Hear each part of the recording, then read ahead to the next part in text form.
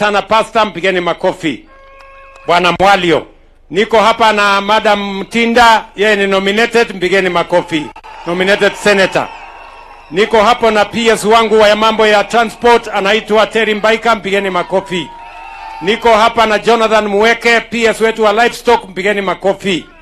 Niko hapa na PS wangu wa mambo ya title deed na mambo ya lands, anaitwa Nixon Korir, mpigeni makofi.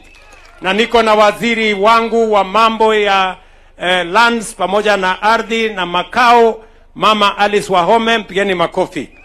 Na niko na Fabian Kyule, mbunge wetu wa Kangundo, mpigeni makofi.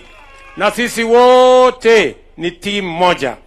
Sasa tuko tayari kupatiana title deeds. Lakini kabla ya title deeds iko maneno ya kanisa.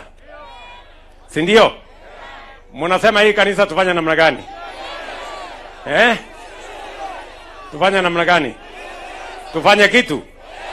Tufanye kitu ya kanisa? Lakini mimi nakuuliza wewe boss, wewe unaendanga kanisa?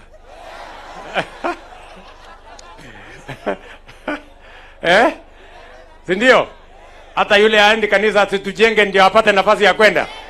Ama namna gani?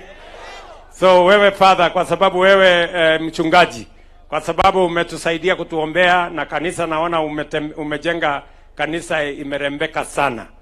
Mimi nitatuma huyu Mwengi. Mwengi ni mtu yangu ya mkono. Wewe Mwengi mtuse. Nitakusaidia na nitakutuma na 5,000,000 ya kuja kujenga hiyo kanisa. Alafu hao wananchi wataongezea. So pangana na huyu mchungaji, alafu mpange harambee, nitatuma pia watu ambao watakuja kusukuma hiyo pesa. Si namna hiyo? Tuko pamoja. Mutaenda kanisani jameni. Mutaombea Makueni. Mutaombea Mali. Mutaombea Kenya. Na mimi msinisahau muniombee jameni. Basi asanteni sana. Wacha tupatiane title deeds. Thank you very much.